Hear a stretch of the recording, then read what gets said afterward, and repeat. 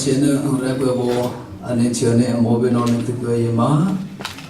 Gayama Yaguli PD or the Fable member get to ye, Pacheta walk along the one, Pachia meet you to the Wasa. Amen. Tanino la ye, Atuniga Sovatohabo, Church Pastor de Kripopata, every day, Tunino Pebua, Tawo, Gayama. Alepi lontono beri cipoka, tani nolaji kukaru. Kacia tiaka lotongde, atuni diga kiai maho di agabu le pide. Atuni cerga pacini ne dano timbo akuya, pacini ne angka, pacini ne tahibo akuya. Ayah lo apa yang tu kimchi sampai lo dah, no? Pelajar kita ini sampai lupa kerana ini cenderung atas nyara cipare, haleluya. Juga kami ada pelajar nak kau diinjak, ayah baca semua. Oke, cenderung mana? Juga kuayu bo, juga cedera jambai ga, yoha alibo, tangkino lagi kue, alibo hola seri kue. Oke, projek nama tuh jadi me. Arau jenor dua paham sebare, yo alebo tangkyo lake adibo hola seri gue, ka 1 2 3 beriak usi, Yesus ne yo alebo samo, kerana nyasam sede cide, ratu no buakia, boyone kerana nyasam sede cide, ratu cia akia ketuye. Bija do atina fia, boyo nado, bobo le marani, kya sonsoma penani achibuya, Yesu ne katuwaka lo nadaha, tachiwa hucho kudo, pachemi tiga de usa, kaunsi ane chano tajine ayaga bale, chano go deke chiela, kya na sonsa de tinde. Asisi apalya ne huwa de thongpai ho tangke ho bo galo atune che pulbo mi de zung ka du lakhi thongpai ho kalangwa re tuwa abalu la de ka to guru bo do kya na song sada tinde chno ko ne ke chi la takarong wa phakin tiyaw ma ta ne yaw shi de ta ji ne ta nge Laki do polo kini ana tapolo ni ahe, tena apone ana ato tabo ka ane katabo atuni do lola na batiya mo achibuya, to toya mer achiga mo. Era ane achiga mo babyo le suro, atuni do kathoye baho, atuni do kya ha kung chide aliyaro boha. Tiali de ji aong. Jaga dia pone na tashibo la ke tia ka na ubone ke lola tia ruak na mo option na batga mo achibuya ashibo ne na himo pa lola lu ko mo ka batga sa achibuya tena ashibo do abone na lola me batla achibuya ke hu ko ngo ka batgo achibuya bo ane tashibo ne tia li de jiong apa atuni do ka thoi ba ho ke ha gu achibo ato do bo ne ne la ka bo to chi gu ya apa ne no bo bu e ke e hu mo ka bo ti ya re shi mo chi ka de bo la ne la ka de lo la ka bo te chi bo ha me ko cho da bo to ga ka ka ne jisu ne ne a ji tu ga ke ka ya to bo lo ne ke a bo a so so bo te bo do a ho mo chu mo a ji Ari tamne yaw twega baduga phakin ko pochit dele Yesu wa tbe lo me de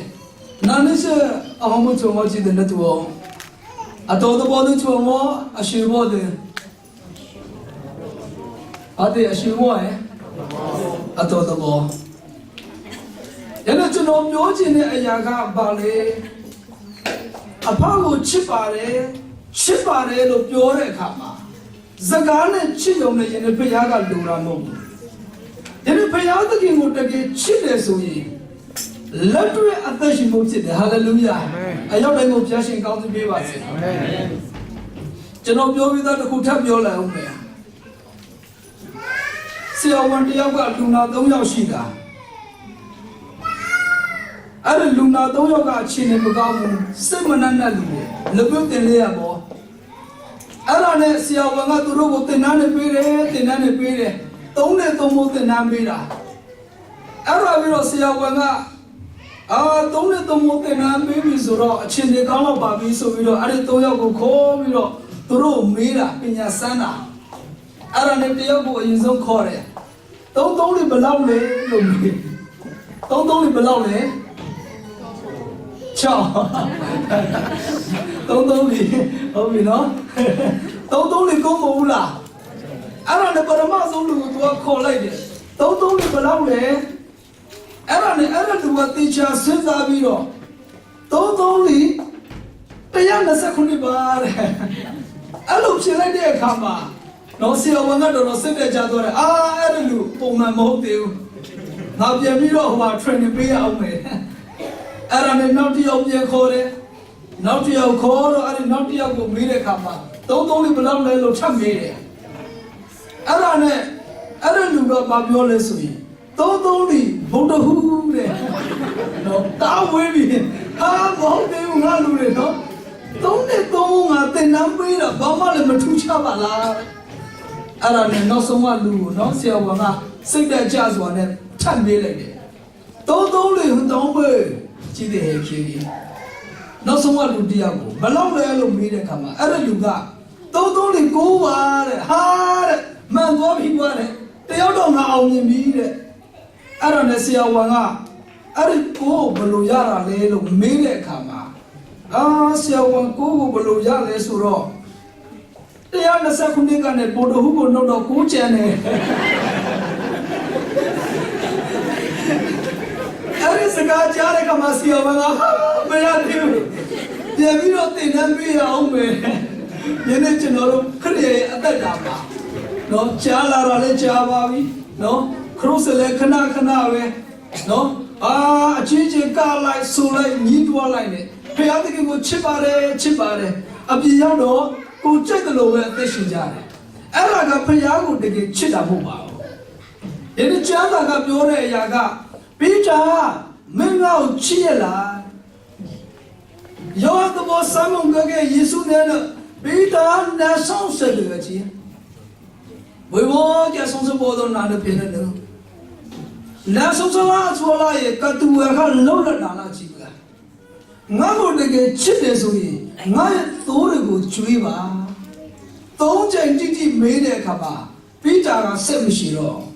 ကိုရောအရာခတ်တိုင်းကိုသိတော်မူသောဖခင်ဖြစ်တယ်အရာအလုံးကိုသိတော်မူသောဖခင်သခင်ဖြစ်တယ်ကိုရောကိုဘယ်လောက်ချစ်တယ်ဆိုတာကိုရောသိပါတယ်ဒီလိုဆိုရင်ပိတာငါသိုးတွေကိုကျွေးပါဒီနေရာမှာယေရှုဘုရားပြောခြင်းတဲ့အရာကပါလေငါ့ကိုတကယ်ချစ်တယ်ဆိုရင်ငါသိုးတို့ကိုကျွေးပါနာဆုံးစသတိလားဆိုလိုက်ကတူရခလုံလက်တန်လာကြည့်ပါအဲ့ဒီနေရာမှာကျွန်တော်ပြောခြင်းတဲ့အရာကပါလေချစ်တယ်ဆိုရင်အလုံးလုံးရမယ်ချစ်ချင်းမြတ်တာနဲ့အလုံးဆိုတာခွဲလို့မရအောင်ဘုရားကိုချစ်ပါတယ်လို့ပြောပြီးတော့လူတွေကိုမုန်းနေမရအောင်ချစ်ချင်းမြတ်တာနဲ့အလုံးဆိုတာခွဲလို့မရပါဘူးယနေ့တို့ဒီသူစွာမိသားစုထဲမှာလင်းနဲ့မရကြယူသေးဝလကုကအသူနဲ့ကအနှုတ်လုံးမရကဆူစာအချီလာချောလာရင်အဘူကမငဲဘူးလားအမောကမဆောတော်လားအင်ဘောကချွေးမမေရလကုကချွေးမဆောတော်လားတော့တဲ့ယူရနေမှာသူနဲ့ကအဘောကဆောတော်လားအဆောစတဲ့တင်လာချောလာရင်အဘူကမငဲလားအဲ့ဒါကစစ်မှန်တဲ့ချစ်ချင်းမြတ်တာလို့ခေါ်တယ်ဟာလေလုယာအာမင်ခုကလေးပဲမှာဒီမှာပြောချင်တာမဟုတ်ဘူးနော်ကိုယ့်ရဲ့ယောက်ျားတွေကိုတော့ကော်ဖီမပြောပေးချင်ဘူးဒါပေမဲ့အဝံဂေလိစီယာတွေလိုက်ကျွန်တော်တို့လိုပေါ့နော်ကော်ဖီလေးတွေဖြိုပေးလိုက်စီယာတောင်းနော်ဒါပေမဲ့ကိုယ့်ယောက်ျားတွေဆိုတော့လက်မပါဘူးလားနော်ကိုဖြိုပါလားစစ်မှန်တဲ့ချစ်ချင်းမြတ်တာဆိုတာယောက်ျားကလည်းအမျိုးသမီးကိုလေးစားရမယ်မနှံ့ရအောင်နော်ယုံသေးရမယ် အမျိုးသမီးကလည်းယောက်ျားကိုလေးစားရမယ်ချစ်တယ်ဆိုရင်နော်ယုံတယ်ရမယ်အဲ့ဒါကစစ်မှန်တဲ့ချစ်ချင်းမြတ်တာလို့ခေါ်ပါတယ်နော်မချစ်ဘူးဆိုရင်မယုံတယ်ဘူးမလေးစားဘူးဆိုရင်အဲ့ဒါမချစ်လို့ပဲမုံတိုင်းထန်တဲ့ခါမှာအဲ့ဒီမိသားစုကကွဲပွားကြတာများပါတယ်ဒါကြောင့်လို့ကျွန်တော်ပြောချင်တဲ့အရာကစစ်မှန်တဲ့ချစ်ချင်းမြတ်တာဆိုတာကအလုံးနဲ့အမြဲတမ်းတွဲပါတယ်နတ်ဆုံးစတဲ့နာအချောလာရေကတူရခလောလတနာချီတော့တဲ့အင်္ဂါယူတဲ့ဘောနီမလောကေတော့ဆောတော့ကူလားလောကေတဲ့လောကေအပူကငါကူလား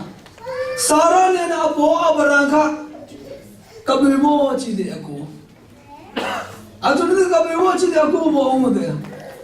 အဲ့တော့ကအိမ်မင်္ဂလာတခါကမိသားစုရှိတယ်အဲ့ဒီမိသားစုကလင်းနဲ့မရပါတော့ဟိုအစပိုင်းတော့တော်တော်လေးအဆင်ပြေတယ်အဲ့ဒါကဘာလဲဆိုတော့ယောက်ျားကအလုံးလုံးနေတဲ့အချိန်မှာဟိုအမျိုးသမီးကတော်တော်လေးသူ့ယောက်ျားကိုချစ်တယ်အော်လေရဟမောကအဘောခနဲ့ကိုရှိချီရဲ့ချီပဲအဲ့အဘောနဲ့အဘောခဲပွဲရှိတာအငယ်ကခဲတော့တကယ်တဲ့တွားလေရူလေးမြင်အဘောတော့လေချက်ပြီးတော့ဟာတော့ရအဘောနဲ့အလုံးလေကမေလောအနေလောက်ခါထုတ်ပလေးကြည့်ဘူးလားအလုံးမလုံးနိုင်တဲ့အချိန်ရောက်လာခါမှာနော်ယောက်ျားကသမင်းစားတယ်လို့ပြောတဲ့အခါမှာအယူနဲ့နတ်ကျုံကတဲ့နတ်သူကတဲ့ကံတေဘောမဆာ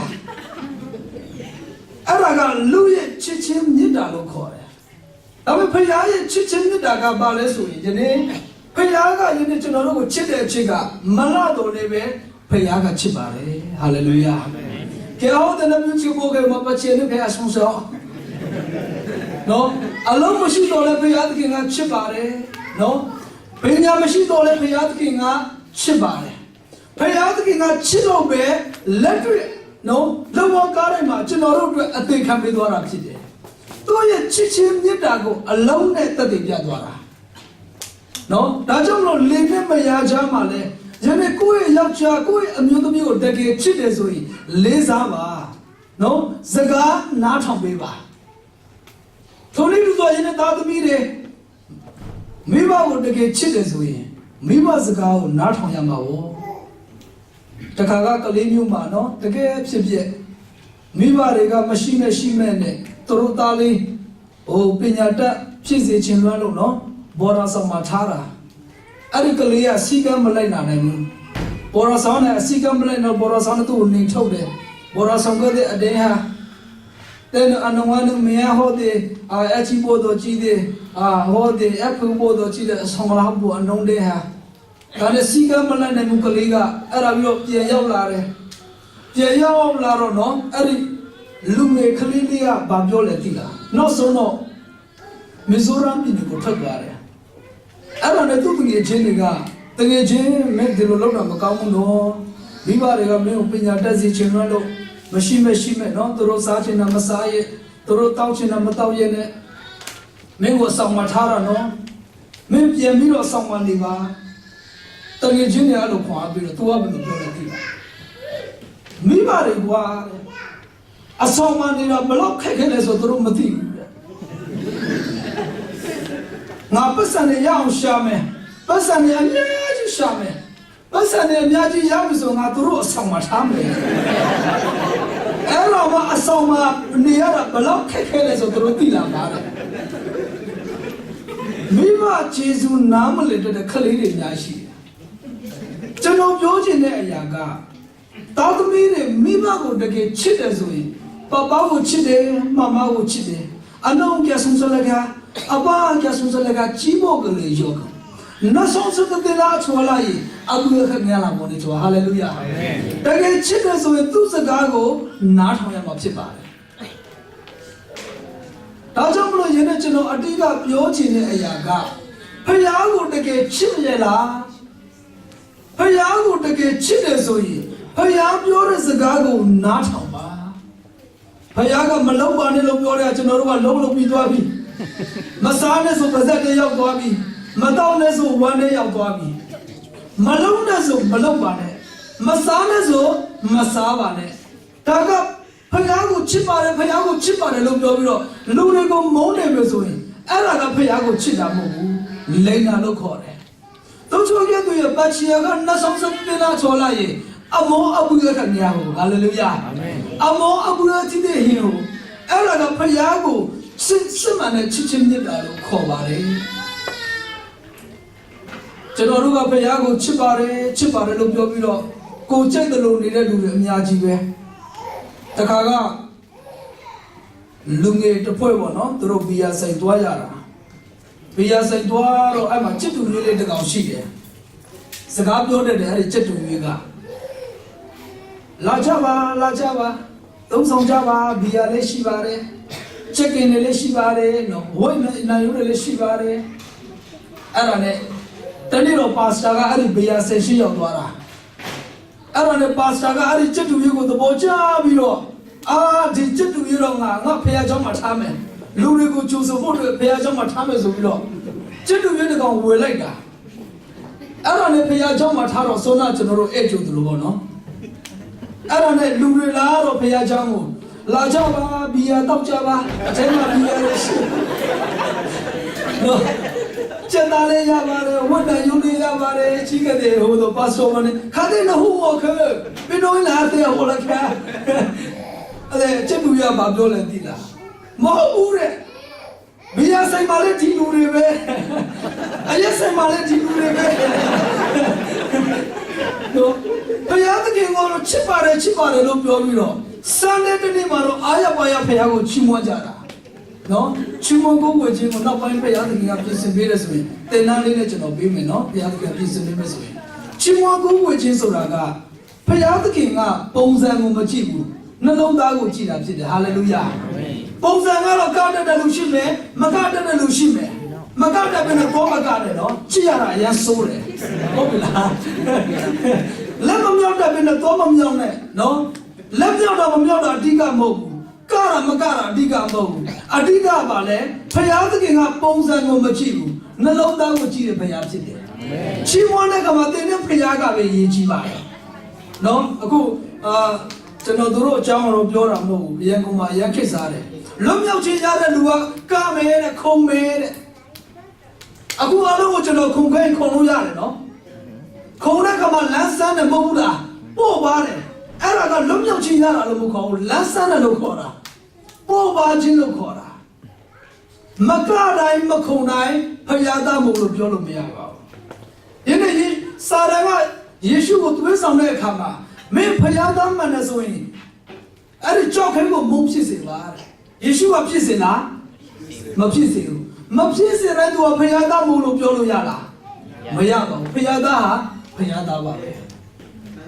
ဒါကြောင့်မလို့ကိုယ့်ရဲ့ချီးမွမ်းတဲ့အရာလေးနဲ့ချီးမွမ်းပါနော်သူများကလည်းမကပါနဲ့သူများလက်မြောက်လည်းမမြောက်ပါနဲ့နော်ကိုယ့်ရဲ့နှလုံးသားပြုတ်ဝနေပဲအေးစစ်စစ်ချီးမွမ်းပါနောက်ကတဲ့လူတွေကိုလည်းတွားပြီးတော့ကျွန်တော်တို့ကပုတ်ခတ်ဖို့မဟုတ်ဘူးကတက်ပြီးတော့ချီးမွမ်းတယ်ကပြီးတော့ချီးမွမ်းပါဟာလေလုယာအေးစစ်စစ်ထိုင်ပြီးတော့ချီးမွမ်းတယ်အဲ့လိုချီးမွမ်းပါဟာလေလုယာအတိတ်ကပါလဲဖခင်ကပုံစံကိုမကြည့်ဘူးပါပဲကြည့်တယ်နှလုံးသားကိုကြည့်တဲ့ဖခင်ဖြစ်ပါတယ်ဟာလေလုယာ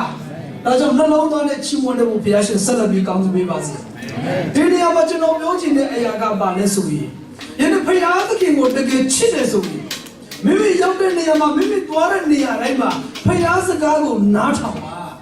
ဖခင်ပြောတဲ့အတိုင်းအသက်ရှင်ပါအဲ့ဒါကဖခင်ကိုချစ်ရရောက်ပါတယ်တို့ချိုကဲ့သူရဲ့ပတ်ချီကနဆောင်စသူတင်လာချွာလာရေအတူနီးတကပတ်ချီအဘူကငါဟုဆောင်စနောကြီးပေါ်တဲ့ရဟာချူပုံဖြစ်ချွာကူ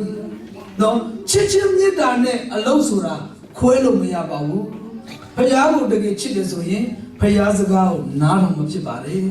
ဒါပေမဲ့ယနေ့ကျွန်တော်တို့ကဖယားကိုချစ်ပါတယ်လို့ပြောပြီးတော့ကိုကြိတ်တယ်လို့ပဲအသက်ရှင်တဲ့လူတွေများရှိတယ်တခါကပါစတာတစ်ပါးရှိတယ်လူတွေကိုဆုတောင်းပေးတာကျွန်တော်လို့ပေါ့ယေရှုနာမနဲ့ကောင်းချီးပေးပါစေယေရှုနာမနဲ့ကောင်းချီးပေးပါတယ်အားလုံးကိုဆုတောင်းပေးတာကောင်းမလေးရှိချောချောလေးရောက်တော့ယေရှုနာမနဲ့တိတ်ပိတ်တယ် ဖယားရလူတော်ကိုယ့်ရဲ့လူတော်မသိတော့တခါတလေကျဖယားကိုချစ်ပါတယ်ဖယားရလူတော်ပြောပြီးကိုယ့်လူတော်ရဲ့အသက်ရှင်တဲ့လူတွေအများကြီးပဲနော်ပါစတာတပါရှိတဲ့ထပ်ပြောမယ်တရားဟောကနိမှာအိမ်နေကသမင်းစားဖိတ်ခေါ်တာလောကကူပါရအင်ခေတော့နမဲနော်လောခေတော့မရဟေဘောအဲ့ဒါနဲ့ပါစာပြောလိုက်တာမုတ်ဆုံးမကိုနမဲနော်ဟာပါမုတ်ဆုံးမဘာချစ်ထားလဲအာကဲတော့တဲ့ကရချီမရတိဘောချွေရအနေနဲ့ဆရာလက်ခကဟိချီကူရအဲ့ဒါနဲ့နောက်တိုင်ကိုပြန်မေးတယ်တထေးရင်မောပါစာဘာရင်ချစ်ထားလဲပြောတော့အာဆရာချက်သားဆရာစားခြင်းနဲ့ဝန်နံယုတ်ကိနေလေးရှိတယ်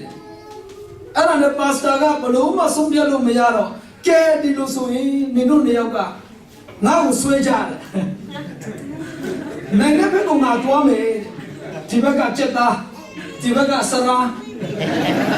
နော်အဲ့ဒါနဲ့ဆွဲကြတော့ပါစတာဒီဘက်ကိုနင်းနေပါနေတာဒီဘက်ကတော့တိတ်မပါချင်ဘူးဒီဘက်ကပါတော့အာအဲ့ဒါဖယားလိုတော့ပဲတကယ်တမ်းကျတော့သူ့အလိုတော့ချက်သားစားချင်တာနော်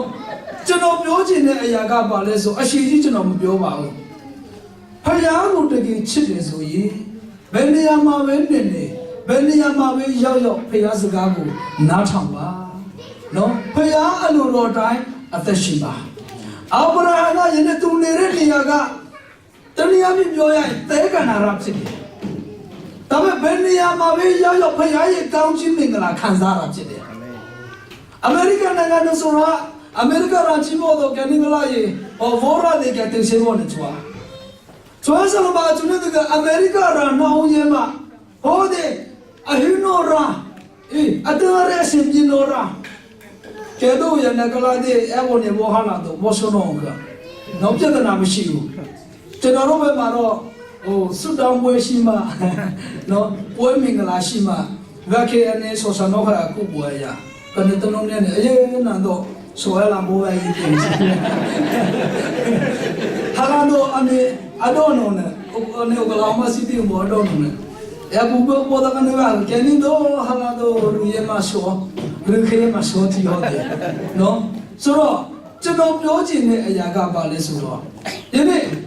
နိုင်ငံကောင်းမှာပဲနေနေနိုင်ငံဆိုးမှာပဲနေနေဒီနေ့ဖယားရဲ့အလိုတော်တိုင်းဖယားရဲ့စကားကိုနားမထောင်ဘူးဆိုရင်ကျွန်တော်တို့ပတ်ဝန်းကျင်တွေဘလို့မှအလင်းဖြစ်မှာမဟုတ်ပါဘူး။ဒါကြောင့်မလို့ဘယ်နေရာပဲနေနေအာဗြဟံကသူနေတဲ့နေရာသဲကန္နာရဖြစ်တယ်။ဒါပေမဲ့သဲကန္နာရမှာနေတော်လည်းပဲဖယားရဲ့စကားကိုနားထောင်တယ်။သူဖယားကိုဘယ်လောက်ချစ်တယ်ဆိုတာဘာသာနဲ့တမပြောဘူး။လက်တွေ့နဲ့ပြတာဖြစ်တယ်။ဟာလေလုယာ။လက်တွေ့နဲ့ပြတယ်ဖယားစကားကိုနားထောင်တဲ့အခါမှာရောက်တဲ့နေရာတိုင်းမှာဖယားကမျက်နှာသာပေးတာဖြစ်တယ်။ဟာလေလုယာ။တို့ချိုးရဲ့သူရဲ့အချွန်းတွေကအာဗြဟံတော့လက်ရှိရဆိုရမှာ摩个做嘛，摩这么来现在这么多，啊，就那个，哎，我呢么去就个看，他妈啊，那那边个把钱啊，说是那么卡，就那个，来这的俺应该都也，把钱呢就那个阿不然个很做不个，他讲么喽，人家就那这个标准的哎呀个把来所以，人家พยา都给我那个吃的所以，พยา是讲拿到嘛。ဖယားကိုချစ်တဲ့လူတွေကမကောင်းတာလည်းမလုပ်တော့ပါဘူးเนาะမူတာလည်းမသုံးပါဘူးမူရစီဝါလည်းမသုံးကြပါဘူးဒါကဖယားကိုချစ်ပါတယ်လို့ပြောမူရစီဝါသုံးတယ်အဲ့ဒါလူလည်းပဲချစ်တယ်ဒါကြောင့်မလို့เนาะယေရှုကပြီးတာကိုပြောတယ်ငါ့ကိုချစ်သလားငါ့ကိုတကယ်ချစ်တယ်ဆိုရင်ငါတိုးတို့ကိုကျွေးပါချစ်တယ်ဆိုရင်တိုးတွေကိုကျွေးပါချစ်ချင်းမြတ်တာနဲ့အလုံးဆိုတာရှိပါတယ်။ဒါကြောင့်မလို့ပါဇက်နဲ့ချစ်ပါတယ်လို့ပြောရုံနဲ့မရပါဘူး။ဒါကြောင့်မလို့ယနေ့ကျွန်တော်တို့ရဲ့ဖယားကိုတကယ်ချစ်တယ်ဆိုရင်ယနေ့ဖယားရဲ့စကားကိုနာခံရမှာဖြစ်ပါတယ်။နော်နောက်ဆုံးတစ်ခုအနေနဲ့ကျွန်တော်ပြောချင်တဲ့အရာကဘာလဲဆိုရင်တော့တစ်ခါကဒါပါစတာတယောက်ရှိတယ်ပေါ့နော်။ဒါပါစတာနဲ့ပဲကျွန်တော်အမြဲတမ်းဥမာလေးနိုင်ပြပေးမယ်။ပါစတာရှိတယ်ဟိုကျွန်တော်လိုပေါ့နော်တရားဟောအရင်ကောင်းတယ်ရုပ်ကလည်းအရင်ချောတယ်ပြောစရာမရှိဘူးဟိုလူငယ်လေးကလည်းဟုတ်တော့လေအစင်ပြေနေတာသူကဒါမဲ့တရားဟောတဲ့အချိန်မှာအရင်ကောင်းတယ်တဲ့နော်မျက်နှာလေးတွေပြုံးလို့အာဒီပါစတာတော့အရင်တော့ကောင်းပါပဲဒါမဲ့အင်ရောက်တဲ့အခါမှာစင်မပြေဘူး အဲ့ဒါဒီနေ့မှတကယ်ရှိတာဒီနေ့မှတကယ်ဖြစ်ကြားဘူးလားကျွန်တော်အိမ်ရောက်တော့တဲ့အမျိုးသမီးကိုရိုက်လိုက်သားသမီးတွေကိုဆူလိုက်တဲ့လုံးဝအဆင်မပြေဘူးဘလို့လဲဒီပါစတာကဘုရားကျောင်းမှာတော့အရင်ကောင်းနေတယ်ဘုရားကိုချစ်ပါတယ်လို့ပြောပြီးတော့အိမ်မှာတော့သားသမီးတွေကိုဆူလိုက်နော်မိမိရဲ့ဇနီးကိုရိုက်လိုက်နဲ့အဲ့ဒါနဲ့တနေ့တော့ဘလို့ဖြစ်လဲဆိုရင်သူအဲ့လိုတနေ့ကိုနေ့နော်တရားဟောနေတဲ့အချိန်မှာဟိုးအဝေးကြီးရတယ်နော်သူ့ရဲ့မိသားစုအဝတ်ထုတ်နေရောက်လာတာဘုရားကျောင်းလေးကိုအဝတ်ထုတ်နေရောက်လာတော့အဲ့ဒါနဲ့ပါစတာကအဝေးရတယ်ဟာငါမိမတွေဘာလာလောက်တယ်လဲအဝတ်ထုတ်ကြီးနေတယ်အဲ့ဒါနဲ့မင်းတို့ဘာလာလောက်တယ်လဲလို့မေးတဲ့အခါမှာအမျိုးသမီးကနော်တရားဟောနေတော့တန်တန်သူ့ယောက်ျားကပါစတာတဲ့ယောက်ျားတဲ့နေငါတဲ့ဖခင်ကျောင်းမှာပဲအရန်ကောင်းတယ်အိမ်မှာတော့မကောင်းဘူးဒါကြောင့်သားသမီးတွေကအိမ်မှာလည်းမနေချင်တော့ဘူးဖခင်ကျောင်းမှာပဲနေတော့မယ်ဆိုဖခင်ကျောင်းမှာပြောင်းလာကြတယ်နော်ချစ်တော်မိတ်ဆွေတို့ဒီကလူတွေပြောချင်တာမဟုတ်ဘူးနော်ဆိုတော့ယနေ့ကျွန်တော်အဓိကပြောချင်တဲ့အရာကဘာလဲဆိုရင်နော်ဖခင်ကိုတကယ်ချစ်တယ်ဆိုရင်ဖခင်စကားကိုနားတော်မှာကိုယ့်ရဲ့မိန်းမကိုတကယ်ချစ်တယ်ဆိုရင်ယောက်ျားများကိုယ့်ရဲ့မိန်းမကိုလည်းယူသေးပါနော်ချစ်ပါယနေ့အမျိုးသမီးများကိုယ့်ယောက်ျားကိုတကယ်ချစ်တယ်ဆိုရင်ကိုယ့်ယောက်ျားရဲ့စကားကိုလည်းနားထောင်ပါယူသေးပါယနေ့သားသမီးတွေမိဘကိုတကယ်ချစ်တယ်ဆိုရင်မိဘစကားကိုနားထောင်ပါနော်မိဘတွေကိုယူသေးပါအဲ့ဒါကစစ်မှန်တဲ့ချစ်ချင်းမြတ်တာလို့ခေါ်ပါတယ်ဒါကြောင့်မလို့ဖခင်ကိုချစ်ပါတယ်လို့ပြောပြီးတော့မုတ်သားစကားတွေသုံးနေတယ်မဟုတ်တာတွေလုပ်နေတယ်ဆိုရင်တော့အဲ့ဒါကလူနဲ့တယောက်ဖြစ်တယ်ဖခင်ကိုမချစ်တယ်လို့ပဲဖြစ်ပါတယ်ဒါကြောင့်မလို့ဒီနေ့ပေါ့နော်ကျွန်တော်အချိန်များကြီးပြောလာရန်ဆိုရင်ပါတယ်အတိကပြောချင်တဲ့အရာကဖခင်ကိုတကယ်ချစ်တယ်ဆိုရင်သူ့ရဲ့စကားကိုနားထောင်ပါအချီယာကနဆန်စတဲ့တင်လာချောလာရေအမောအကွေကနေဦးစီအမောအရူဟောတဲ့ကြီးဦးစီချီဘောခတဲ့တော့ပုတ်ကရေI don't know the toyo ko ke bo chwaya de toyo lo ko la mo tam ta ni sa me ong na ye bo bo ne na kala la tho ku chong bu ba sa